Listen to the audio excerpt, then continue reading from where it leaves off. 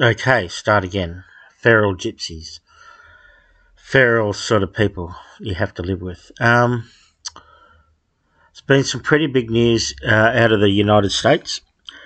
Very, very big news. And that news, Katy Perry has a new single out.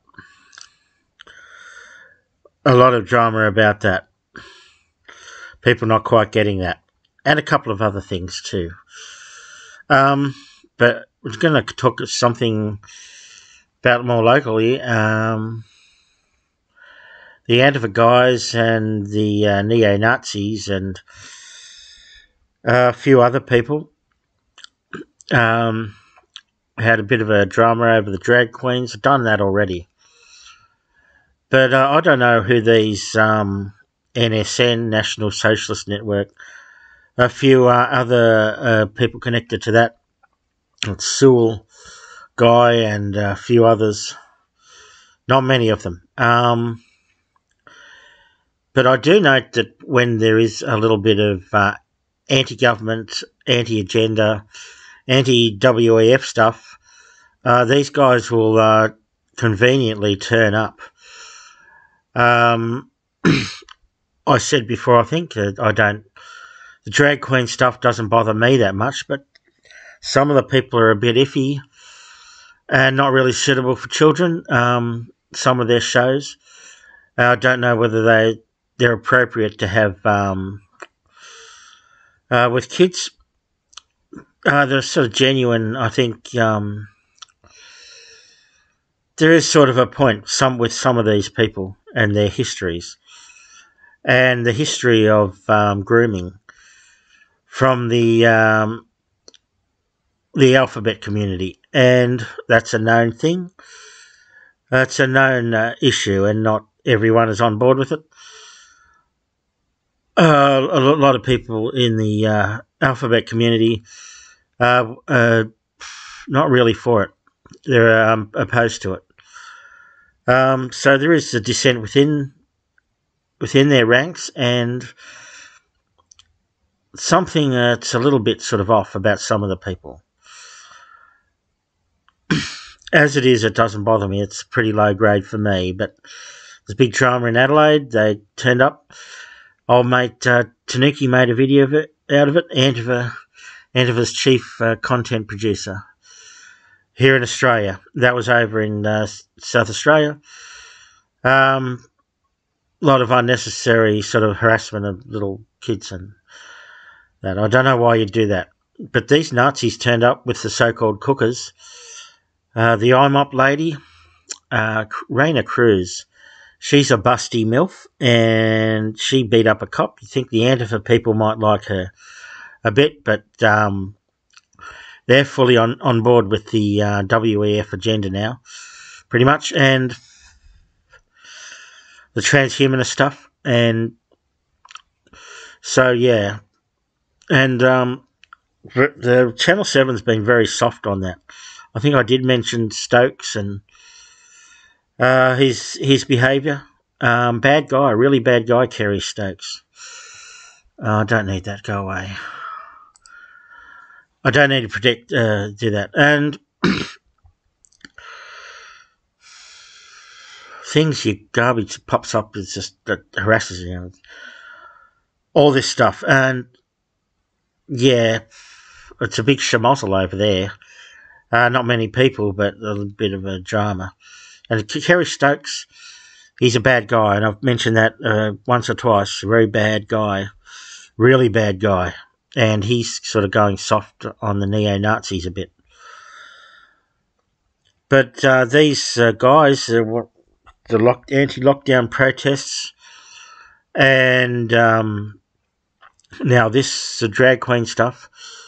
You know, whenever there's a folk devil that needs to be produced, these guys will turn up and be those devils and give them an excuse to discredit sort of genuine complaints about lockdowns and vaccine mandates, and maybe, you know, a bit of grooming, a bit of recruitment, because that's just that's a known thing. And Tanuki is He's saying he's never heard of NAMBLA. That was a really famous thing. That was in the 1980s and 1990s. To claim you've never heard of it yourself when you've got an internet connection in 2024 is very strange. That was a very strange comment. Sort of a fairly sensible video from him mainly, but out of the 15 minutes, the 13-minute mark roughly, he's saying NAMBLA. He's never heard of it. Very, very odd comment. And we know that the Antifa people have a bit of a problem with,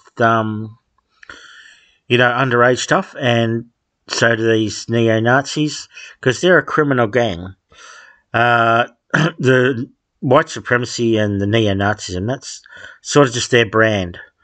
And they're a criminal gang with the brand of white supremacy. I don't think they've read too deeply into it.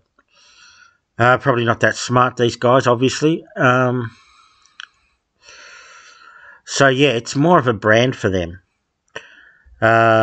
It's more of a distinguishing feature to distinguish themselves from other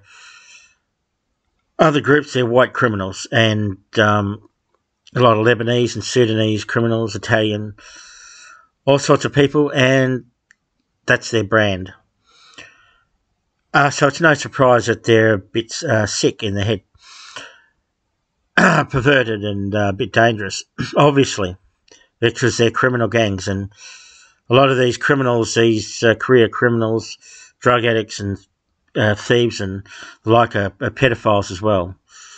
A lot of them have been abused too. So yeah, they're very convenient that they turn up to provide a bit of a folk devil for the Antifa people and the establishment. They don't really seem to turn up much at all at anything else. Whether they're spooks, they could be. A lot of those Proud Boys over there in the United States that turned up January 6th and a few other things, 8 of them for FBI informants. 8 different Proud Boys members were FBI informants on January 6th. So it's a very spook-infested little turnout, that. And I wouldn't be surprised at all if it's the same way. Yeah, just going back to Kerry Stokes too, he got Shane Dowling, the Kangaroo Court guy. I don't really like him. He's a bit of a doofus, I think. He banned me from the blog after I landed some pretty mild criticisms of one of his pieces. So he's thin-skinned, Shane, and Stokes, bad guy, really bad guy, has put him in jail a couple of times. But he's done some good things. You've got to give credit where it's due, but he's a bit of a doofus. Maybe someone a bit smarter, a bit more canny might be better as a leader of against the corruption and funny business that goes on here, down under. And Mary Kostakidis, who's one of my mother's favourite TV presenters back in the day, they're going after her too. The Zionist Federation, various Zionists are going after her over the Israel thing. So there's a big crackdown. Assange is free, and that's one win, but that took a long time and a lot of people, a lot of effort to get that done. So yeah, Stokes, the billionaire oligarch, has been chasing the Kangaroo Court guy and just copying it. The rich people are going full bore after our freedom of speech.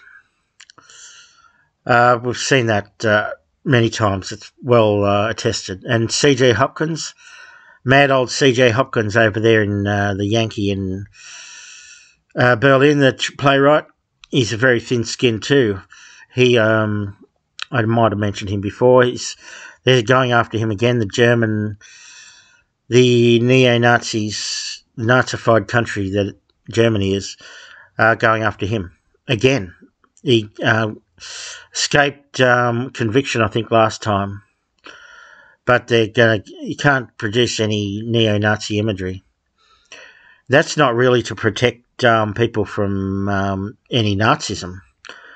I'll make the point here that it's so that when there is a Nazi government, again in Germany, which is probably 5-10 years away, that will return over there, and when it does, they can just arrest anyone who simply points out you're a Nazi. When the Nazis are back in government, they'll be able to lock everyone up. They'll use that law. I don't think that's really to protect the innocent, sweet Germans from their big bad Nazis. They're going to use that law to lock everyone up simply for pointing it out. Misuse the law as a lot of blasphemy laws and other things are used. Discrimination. So yeah, I don't know about these guys. They have a bit of a rent-a-crowd sort of element to them. The NSN and associated groups that turn up whenever there's an anti-establishment or anti-agenda or anti-transhumanist or whatever. They're very convenient, and I wouldn't be surprised if it came out in a few years' time that a lot of these people were on the ASIO payroll or in somehow involved in the government, because they give off big Proud Boys vibes to me, and I don't think they're on the level at all. So they might be sort of the neo-Nazi rent-a-crowd to discredit anyone attempting to go against the agenda of the WEF and people like that. I don't think they're 100% genuine at all.